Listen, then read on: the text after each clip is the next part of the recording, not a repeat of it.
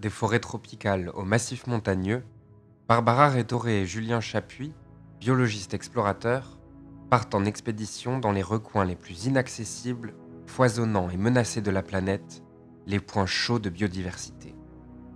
Leur mission? Découvrir, faire connaître et protéger ces milieux avant qu'il ne soit trop tard. Sac sur le dos, appareil photo à la main, ils recueillent des données scientifiques pour alerter sur l'urgence de protéger un monde sauvage qui tente à disparaître.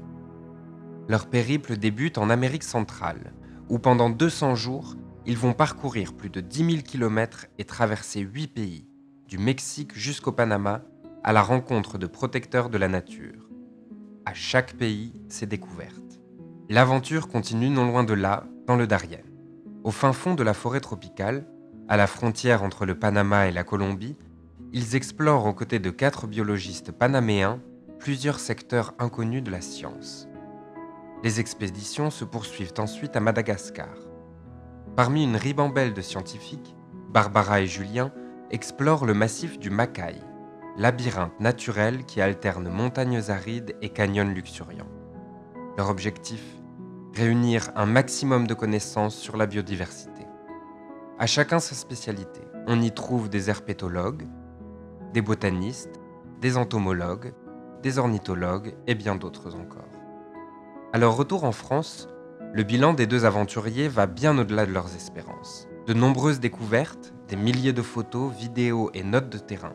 Autant d'informations qui permettent de percer les mystères, révéler les richesses et aider à la protection de ces milieux.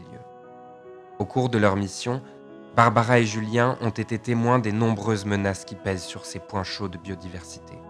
La plus importante d'entre elles, la destruction des habitats causée par la déforestation, les incendies, l'urbanisation, l'agriculture ou l'élevage. Amplifiée par les changements climatiques, elle s'accompagne aussi de pollution, pendant qu'ailleurs, la faune sauvage est victime de braconnage et de surpêche. Face à ces menaces, de nombreuses actions sont mises en place sur le terrain, comme la création de réserves naturelles, la restauration de milieux sauvages et la réintroduction d'espèces, ou encore l'éducation et le soutien aux peuples autochtones. Protéger la biodiversité, c'est se protéger nous-mêmes. Elle nous apporte des services que nous utilisons d'un côté, mais que nous détruisons de l'autre.